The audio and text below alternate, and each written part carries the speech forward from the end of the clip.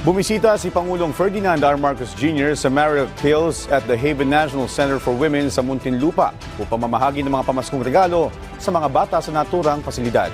Ang detalye sa Balitang Pambansa ni Isaiah Mirafuentes ng PTV Manila. 16 na taong gulang ang batang ito na itatago natin sa pangalang Princess.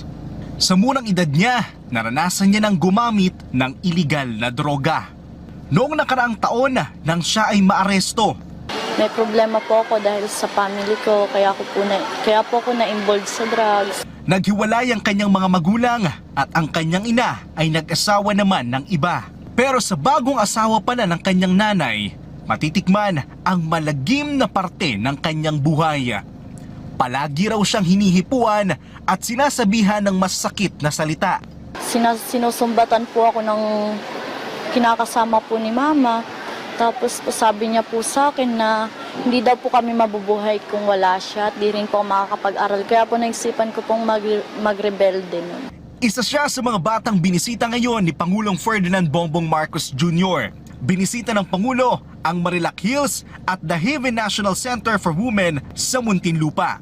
Ang mga ito ay tirahan ng mga batang babae na nakaranas ng pang-abuso at ng ilan naman ay nagkaroon ng pagkakasala sa batas sa kanilang murang edad. Senador pa ako at civilian pa ako, pupunta ako rito. At dahil pagpunta ko rito, lagi ako napapangiti. Nagbigay ng mga pamaskong regalo para kahit papaano ay maibsan ang kalungkutan na nararanasan ng mga bata. Pagdating ko rito ngayong araw, talagang naramdaman ko na ang Pasko. At nakikita ko sa mukha ninyo Alam niyo. Pagdating pa lang ng Pangulo ay naghandog ng sayaw at kanta ang mga bata. Ang Marillac Hills ay naitayo sa panahon ng ama ng Pangulo na si former President Ferdinand Marcos Sr.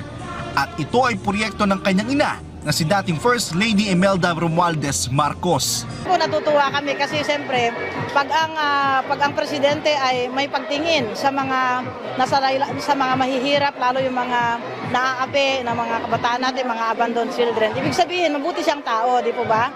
Simula 2017 nang magsimulang bumisita ang Pangulo sa lugar. Taon-taon, maliban noong pandemya, ay nagbibigay siya ng regalo sa mga bata.